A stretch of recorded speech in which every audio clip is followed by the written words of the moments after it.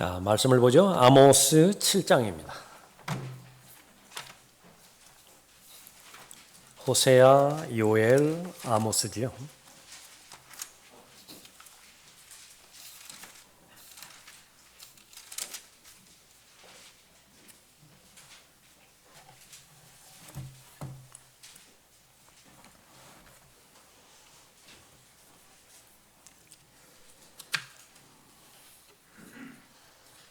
(10절부터) (17절까지) 받들어 읽겠습니다.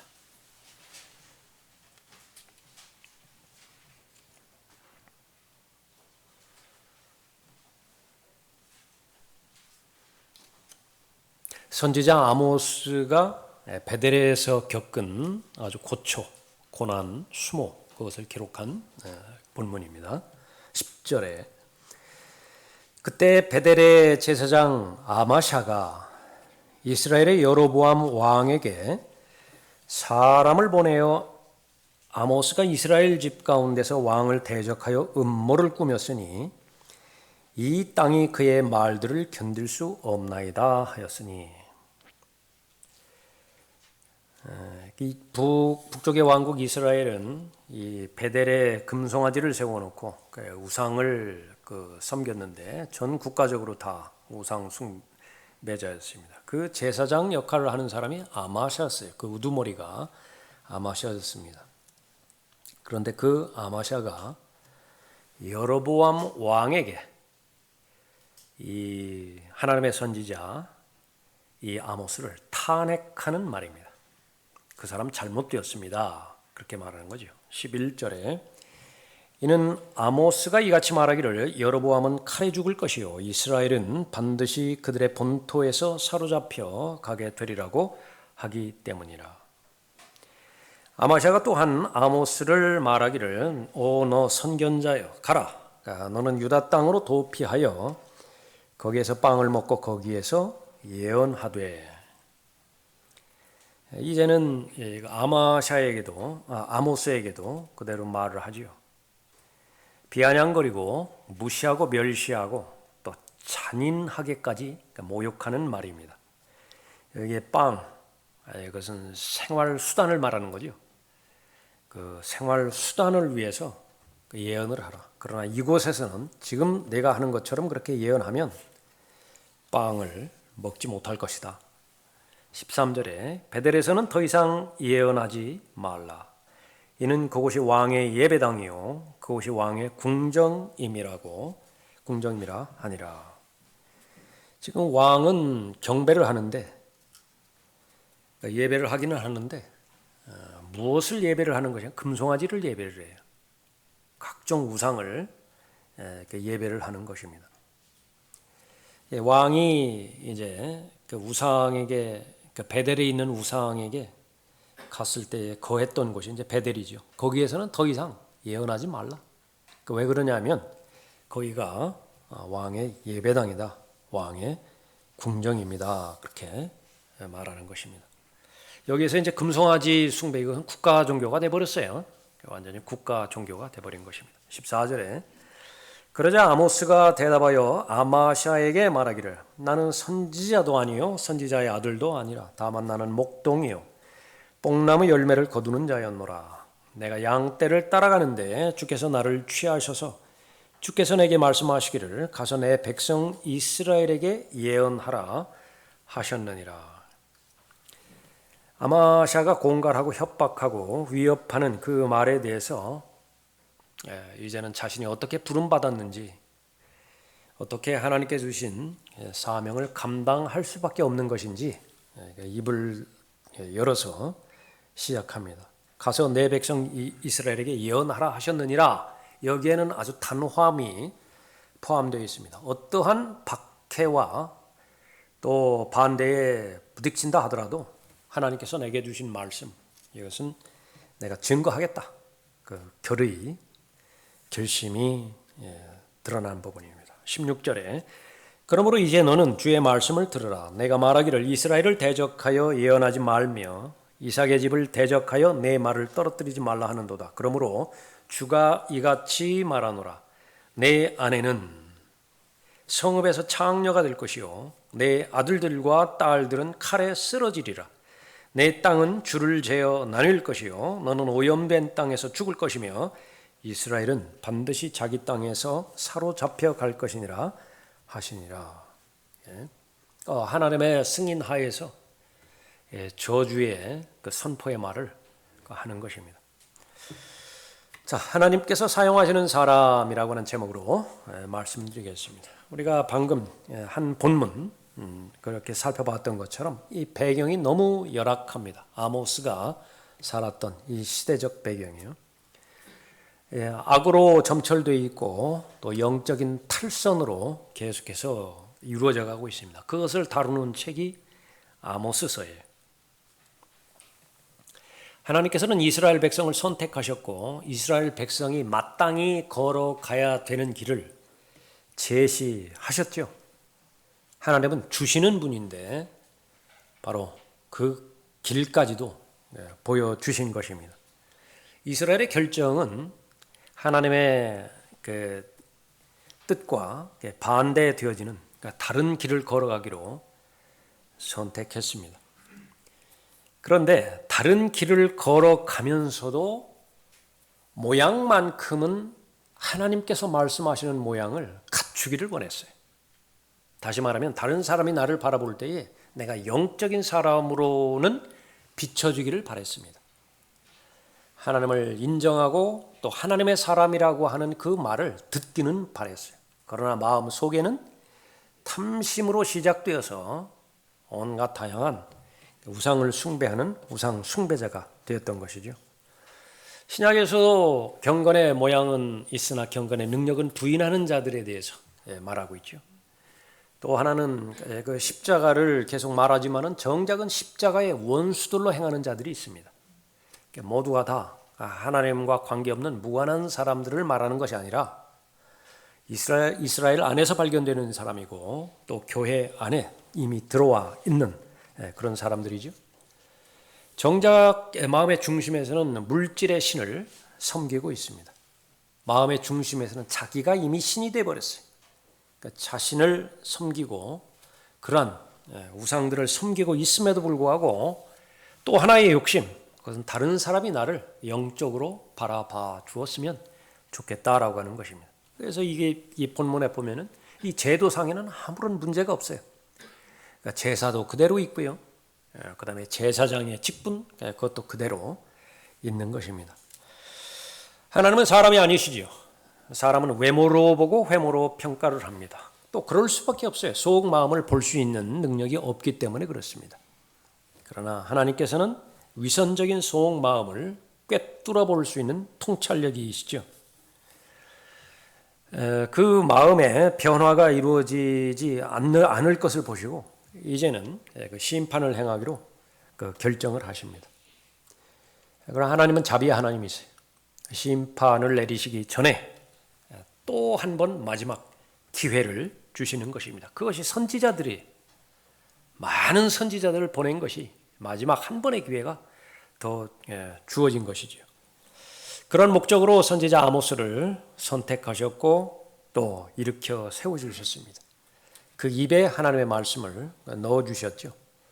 그리고 이스라엘에게 보내십니다. 그 하나님의 말씀을 전파하라고. 하나님께서 사용하시는 사람 아모스입니다. 아모스는 하나님으로부터 쓰임받은 사람이에요. 열매는 있을 수도 있고 없을 수도 있습니다.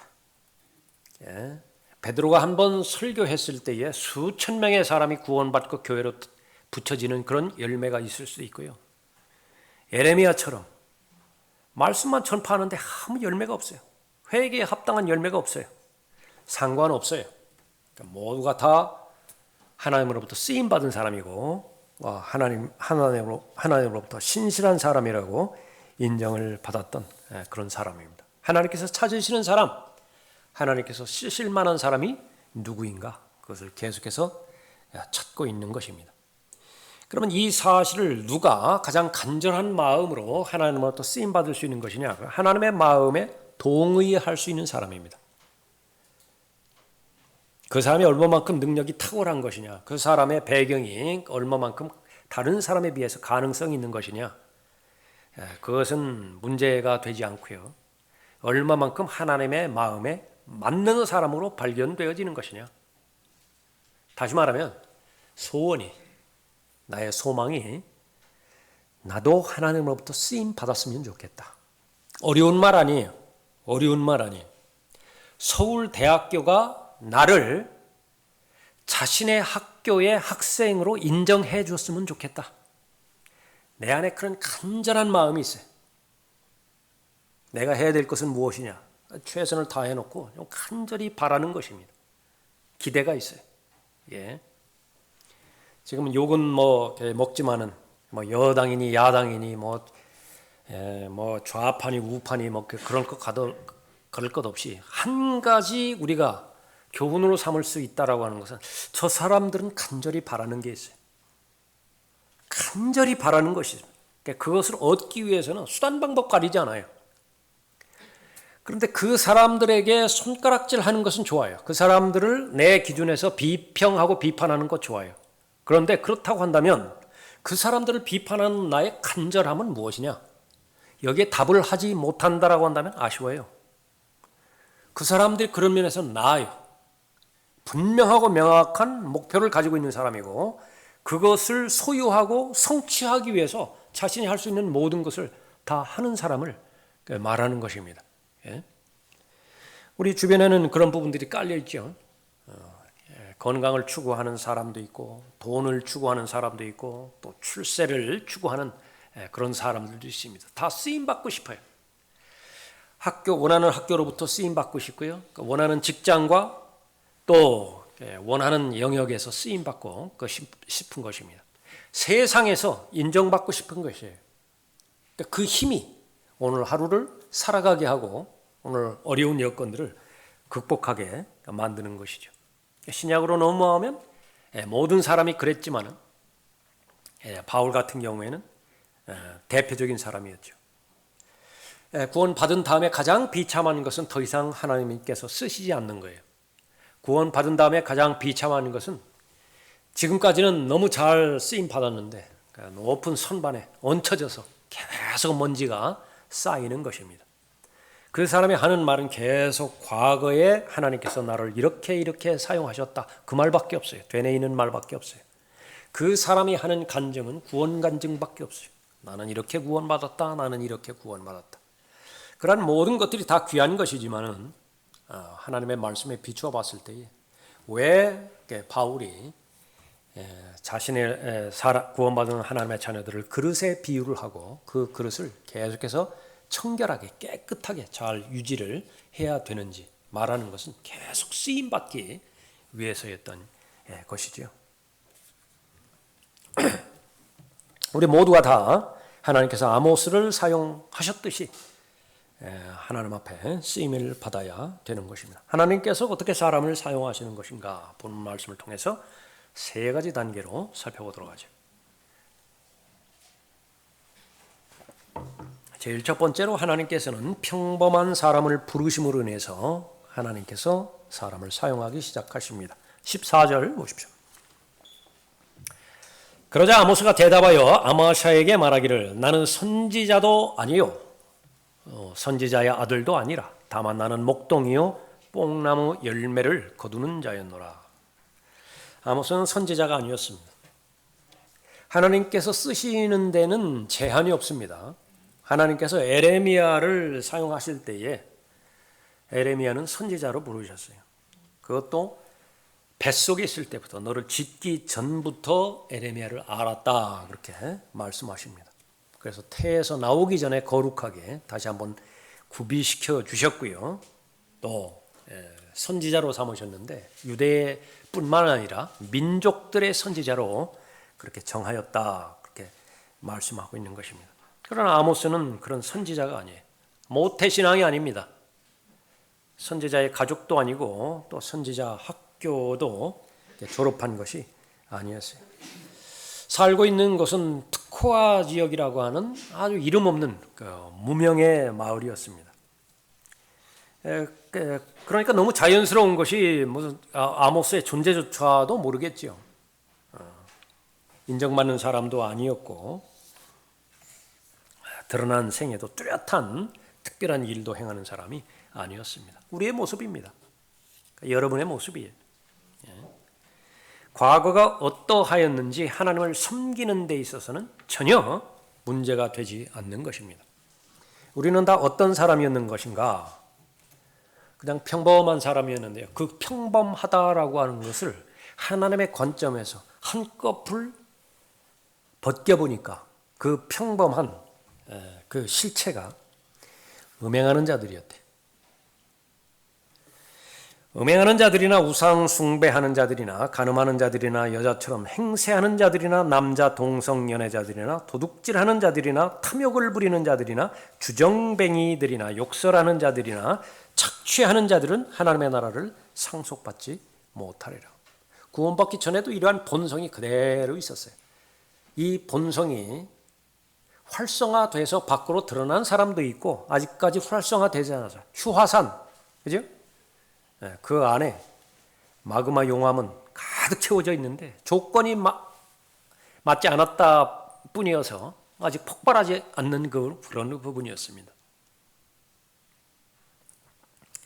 근데 모두가 다 이런 사람이었어요. 이런 사람이 이제 구원받아서 하나님과 동행하게 그렇게 되었던 것이죠. 출생에 있어서 평범한 사람일 뿐만 아니라 하는 일에 있어서도 뚜렷한 그런 그 직업이 아니었습니다. 목동이었다라고 언급하고 있죠. 과일 따는 사람이었어요. 그냥 지극히 평범한 사람이었습니다. 너희가 먹든지 마시든지 무엇을 하든지 다 하나님의 영광을 위하여 하라. 하루에 6시간 일해야 되는 사람도 있고 8시간 일해야 되는 사람도 있을 것입니다. 하루에 12시간 일해야 되는 사람도 있겠죠.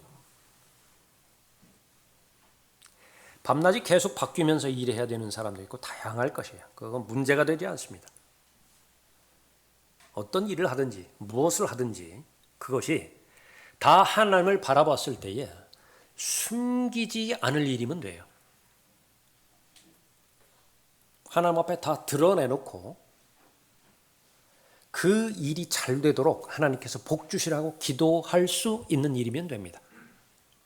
영적인 일이냐 세상적인 일이냐 그 구분할 필요 없어요. 다 그렇게 하는 거예요. 내가 구원받기 전에 어떤 직업에 종사했는데 그러다가 예수님을 영접했어요. 하나님의 말씀에 비추어 봤을 때 내가 하고 있는 일이 하나님의 말씀에 반대되지 않아요.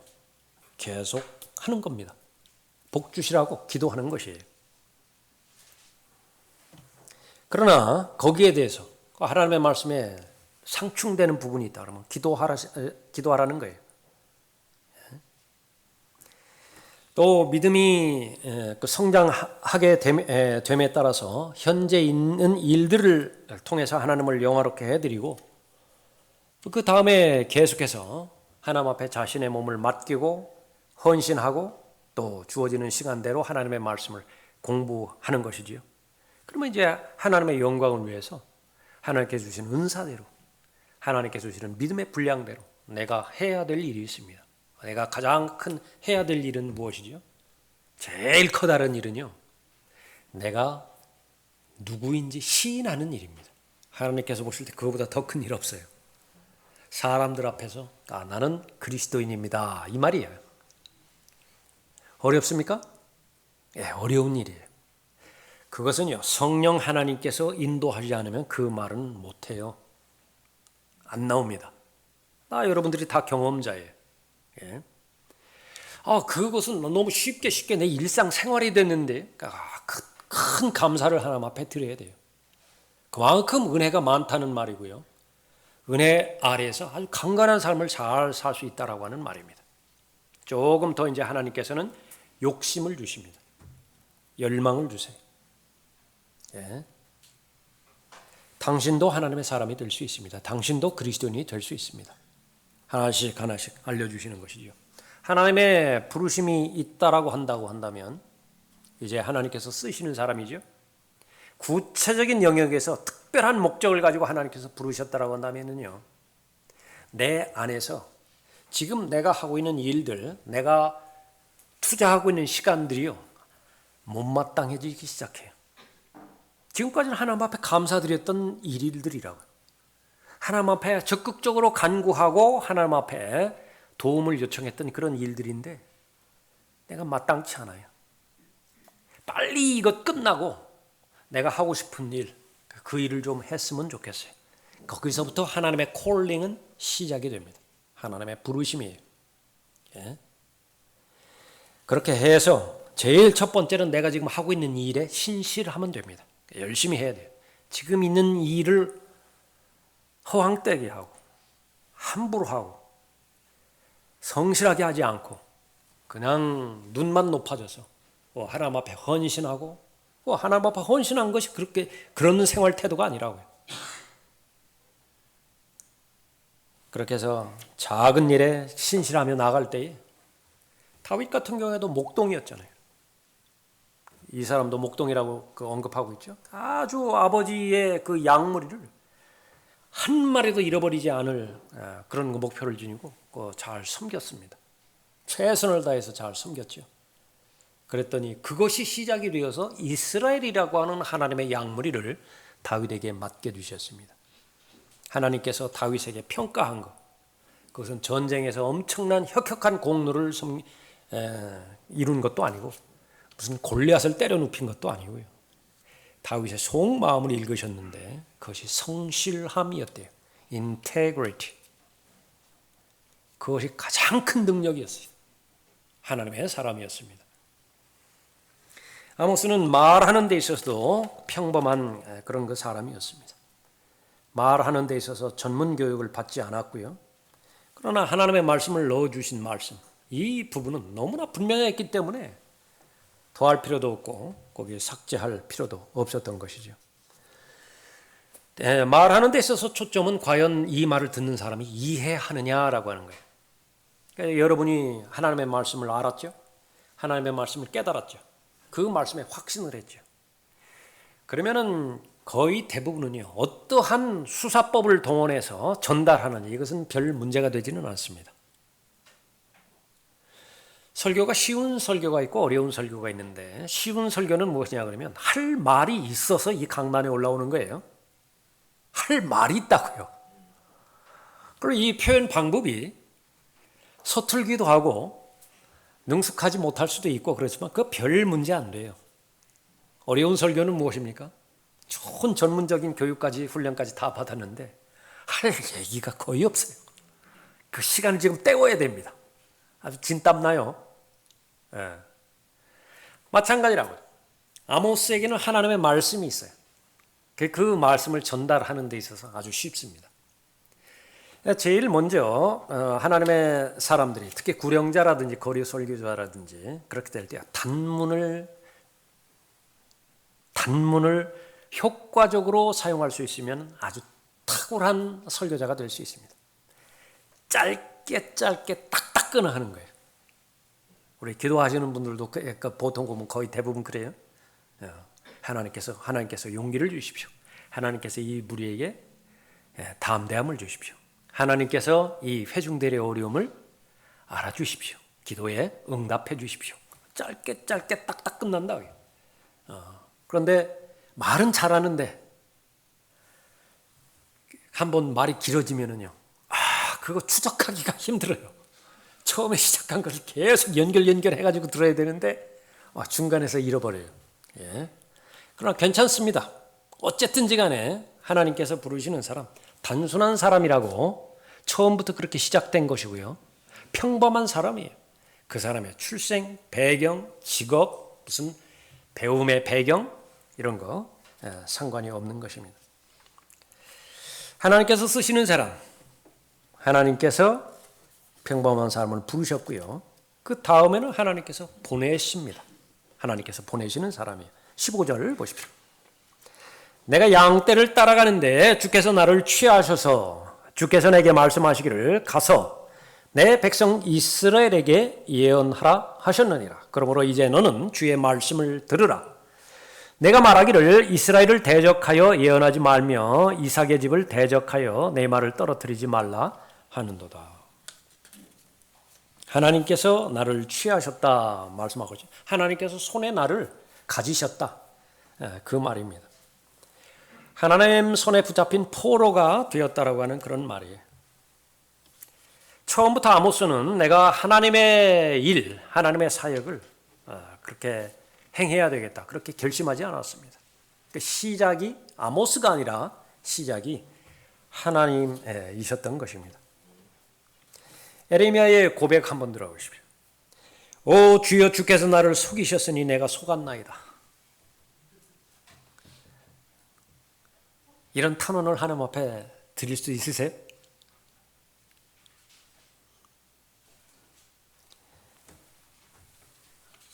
하나님의 말씀 증거하다가 공산주의의 박해론에서 그 수십 년 동안 감옥에서 차디찬 겨울 감옥에서 그렇게 보냈던 수많은 그 순교자들 그 가운데서 정말로 하나님의 그 사람이었던 사람이 하나님을 향해서 그러니까 사람들이 없으니까 자기 혼자밖에 없으니까 하나님을 향해서 설교를 합니다. 하나님 당신은 잘못되었습니다. 당신은 지금까지 잘못하신 것입니다. 하나님을 원망하는 기도가 아니라 이렇게 담대하게 자신의 수 있는 속마음을 그대로 하나님 앞에 어린아이처럼 이렇게 아뢰일 수 있는 그런 그 사람이죠. 하나님께서는 그런 기도는 다 들어주십니다. 얼마만큼 그 관계가 깊고 그 관계가 건강한지 알 수 있는 것이죠. 주께서 나를 속이셨으니 내가 속았나이다. 주께서는 나보다 강하시며 이기셨나이다. 나는 매일 조롱 속에 있으니 모두가 나를 비웃나이다. 이는 내가 말하고 내가 부르짖으며 내가 폭력과 약탈을 부르짖었음이니 주의 말씀이 날마다 나를 치욕과 조롱거리로 만들었음이니이다. 하나님께서 부르셨을 때는 뭐 좋은 일 때문에 부르신 거 아니겠어요? 하나님께서 나를 부르셨을 때는 위대한 일을 행하게 하기 위해서 부르셨을 거 아니겠어요? 근데 그것과는 상관없는 일들이 하나씩 일어나기 시작합니다. 참았다고요. 한 번 참고 두 번 참고. 근데 이제는 못 참아요. 내린 결론은 하나님께서 나를 속이셨습니다. 이게 될 법한 일입니까? 그때에 내가 말하기를 나는 그를 언급하지 아니하고 더 이상 그의 이름을 말하지 아니하리라. 이제는 나는 복음은 안 전해. 이제는 설교는 안 해. 지금까지 한 것만으로도 내 자신이 나를 생각할 때 잘 견디고 잘 했어. 여기까지야, 여기까지. 이제 안 해. 그의 말씀이 내 마음속에서 내 뼈들 속에 사무치는 타는 불 같아서 내가 참기에 지쳤고 견딜 수 없었나이다. 또 하는 거예요. 그래서 최선을 다해서 설교를 잘 준비하죠. 내려올 때 처참합니다. 죽었거든요. 본인이 감동이 안 돼요. 설교에 대해서. 너무 하고 싶지 않다. 하루도 지나기 전에 그래도 설교하고 싶은 것이 설교자의 마음이에요. 그래도 하고 싶어요. 그래도. 그것이 계속 반복이 된다 하더라도 여전히 하나님의 말씀을 증거하고 싶다. 하나님께서 부르신 사람입니다. 하나님께서 그 사람 입에 말씀을 넣어주셨을 때 그 말씀이 그 사람 안에 들어가서 내 상태와 무관하게 내 의지와 무관하게 일을 하세요. 불 태워버리는 거예요. 열정적이 되게 만드는 것입니다. 하나님께서 보내시죠. 하나님께서 보내실 때의 명령은 단순하게 두 가지입니다. 가라, 예언하라. 다시 말하면 가라, 말하라. 그 두 가지밖에 없어요. 모든 하나님의 자녀에게 이 동일한 명령이 주어집니다. 아무리 많은 하나님의 말씀을 나에게 주셨다 하더라도 가지 않으면 아무 일도 일어나지 않아요. 반드시 가야 됩니다. 어디로 가야 되죠? 하나님께서 가라고 하신 대로 그렇게 가야 돼요. 바로 문 앞일 수도 있고요. 저 대양 건너서 다른 대륙일 수도 있습니다. 그렇게 해야 된다. 그러니까 목적은 말하는 것이지요. 구원받은 하나님의 자녀들에게 주신 말씀은 사도들에게 주신 말씀과 동일합니다. 그 부활의 증인이에요. 어렵지 않습니다. 예수 그리스도께서 죄인들의 죄를 위해서 죽으셨다가 성경의 예언대로 사흘 만에 부활하셨다고. 그 부활의 증인이 바로 나 자신이라고. 부활의 증인이에요.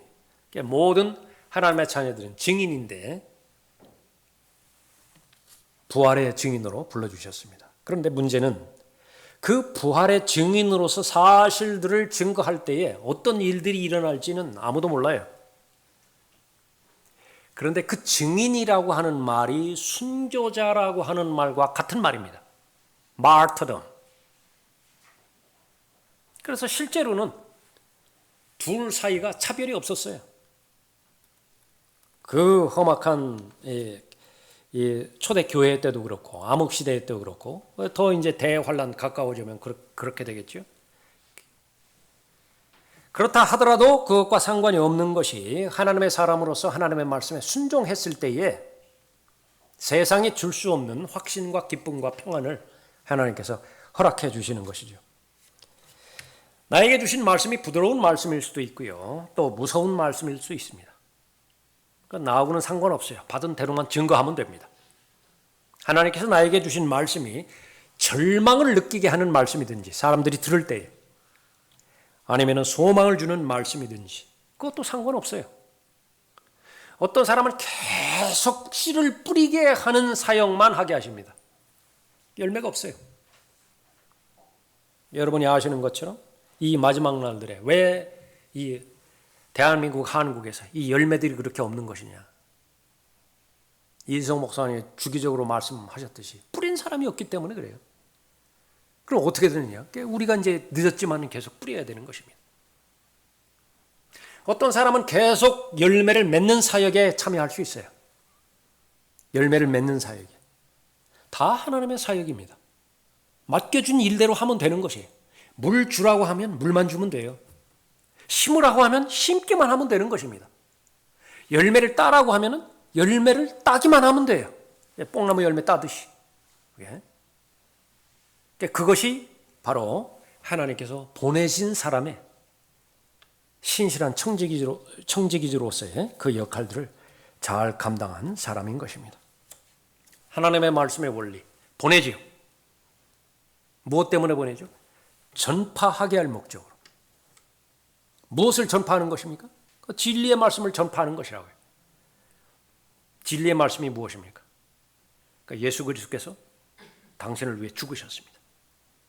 성경의 예언대로 셋째 날에 부활하셨습니다. 그 결과 당신의 모든 죄는 이미 다 용서되고 해결됐습니다. 그 사실을 지금까지 모르며 지내왔다 뿐입니다. 그 예수 그리스도를 마음으로 믿고 입으로 고백하면 당신도 지옥으로부터 구원받을 수 있습니다. 구원받으시겠습니까?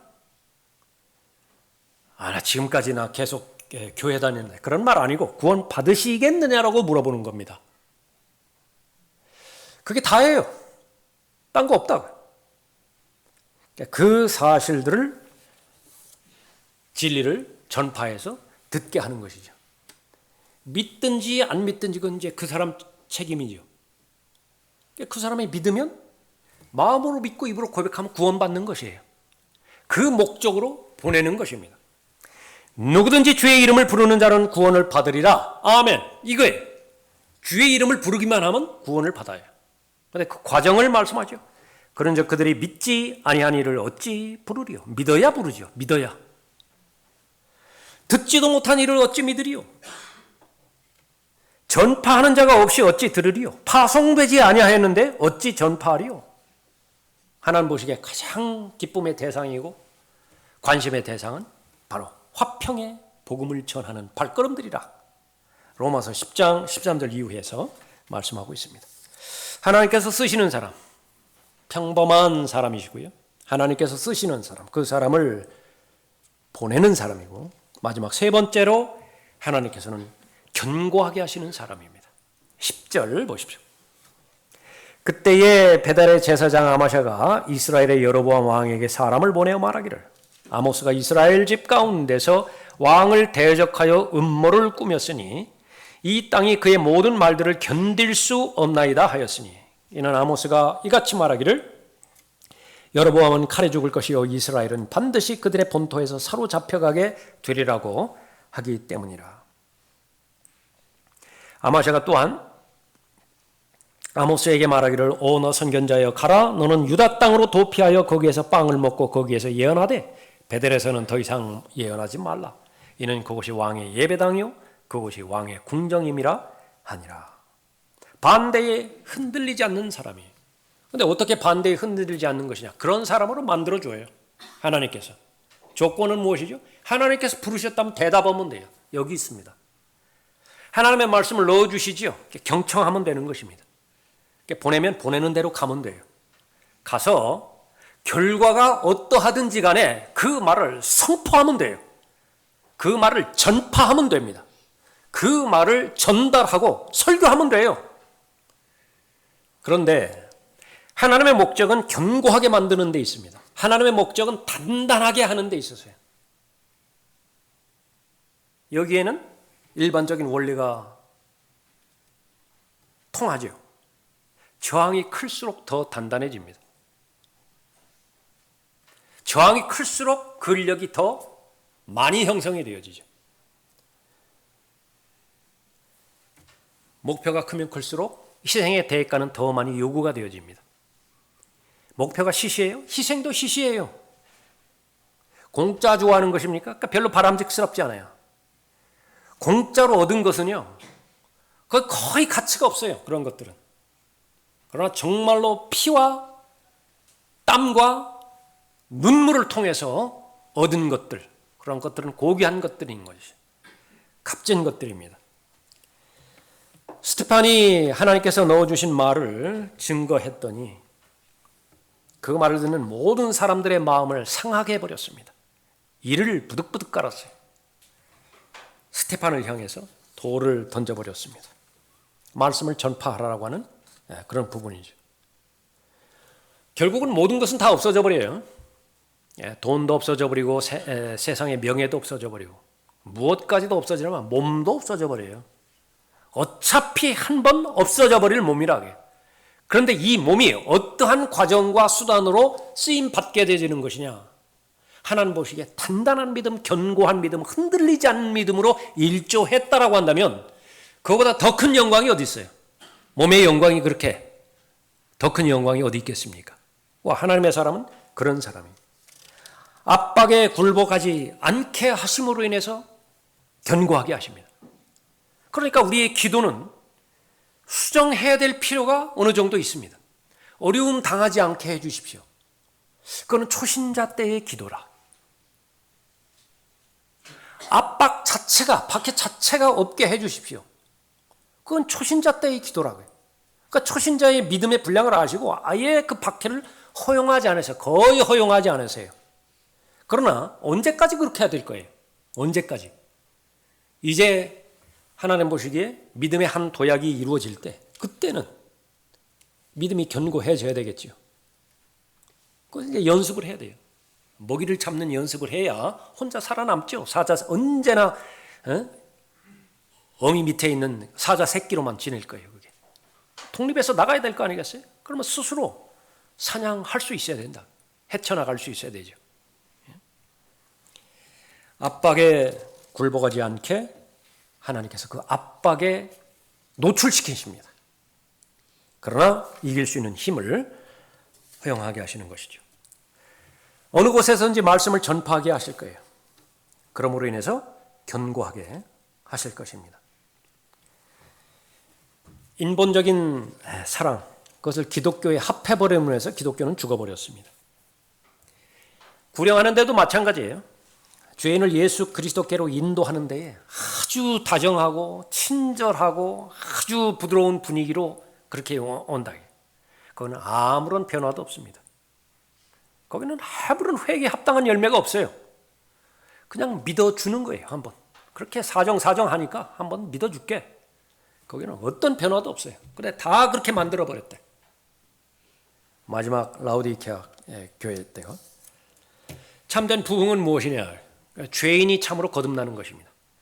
죄를 직면해서 죄의 무서움을 알고 죄의 영원한 형벌에 대해서 해결되는 유일한 길, 바로 예수 그리스도, 그분만이 유일한 길임을 알고 그분을 영접하게 하는 것이죠. 어려운 말 아니에요. 복잡한 말 아니에요. 신학적인 배경, 그것을 요구하는 것이 아닙니다. 당신은 죄인입니다. 언젠가는 죽을 텐데 죽음으로 끝나는 것이 아니라 하나님의 심판이 있습니다. 그 심판의 결과는 영원한 지옥의 형벌입니다. 하나님께서는 여러분을, 당신을 사랑하셔서 그 모든 죄에 대한 대가와 형벌을 다 받아내셨습니다.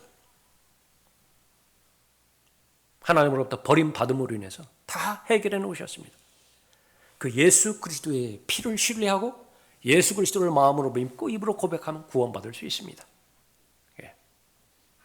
그 말을 전달하는 데 있어서 몇 년의 수료 과정이 필요할까요?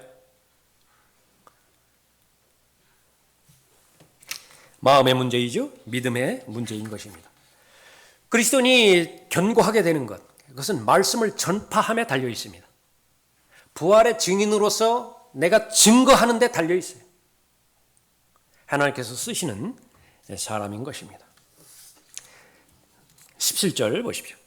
그러므로 주가 이같이 말하노라. 내 아내는 성읍에서 창녀가 될 것이요 내 아들들과 딸들은 칼에 쓰러지리라. 내 땅은 주를 재어 나눌 것이요 너는 오염된 땅에서 죽을 것이며 이스라엘은 반드시 자기 땅에서 사로잡혀 갈 것이라. 자신의 의견이 아니라 하나님께서 넣어주신 말씀대로만 전파하면 되는 것입니다. 사람들이 세상을 어떻게 생각하든지 간에 하나님께서 세상을 살아가는 것, 세상을 평가하는 것 그대로 말하는 것이죠. 악한 세상이라고 말씀하셨어요. 이 세상이 어떻게 유지되어지고 운영되어지는지 사람들은 어떻게 생각하든지 간에 하나님의 말씀에 세상은 다 없어진다고요. 사라진다고요. 그러니까 그렇게 전하면 되는 것입니다. 그러나 유일하게 남는 것, 하나님 남지요. 사람의 혼이 남지요. 하나님의 일을 위해서 행하는 것들 남지요. 그 사실을 훤히 꿰뚫어 본 바울의 소원은요, 끝까지 하나님으로부터 쓰임 받았으면, 하나님께서 끝까지 자신을 사용했으면, 그것이 소원이었다고요. 뒤돌아보지 않고 앞에 있는 것들을 향해서 손을 뻗쳐 그렇게 달려갔던 것이죠. 아모스의 미래 어떻게 됐는지 우리는 잘 모릅니다. 이 주어진 말씀을 선포하고 다시 자신의 본업으로 돌아갔는지, 아니면 계속해서 하나님께서 지속적으로 말씀을 넣어주셔서 또 순교자로서의 그런 생을 마감했는지 우리는 다 모르죠. 그러나 한 가지 분명한 사실은 압니다. 하나님으로부터 쓰임 받은 사람이라고 하는 사실이죠. 성경에 기록된 목적 너무나 분명합니다. 이 글을, 하나님의 말씀을 읽는 모든 사람 다 하나님으로부터 쓰임 받는 사람이 되기를 바라고요. 그것은 바로 내 마음의 열정부터 시작되겠죠. 여러분의 소원 지금까지 잘 품으셨다라고 한다면 끝까지 쓰임 받도록 해주십시오. 간구하시고요. 그 부분이 좀 소원해졌습니까? 좀 아주 느슨하게 잡아 있었어요. 그럼 오늘 더 한층 힘을 주셔서 꽉 붙잡으시기 바랍니다. 저를 사용해 주십시오. 저도 하나님으로부터 쓰임 받고 싶습니다. 다 같이 일어나시겠습니다. 481장 찬송하겠습니다.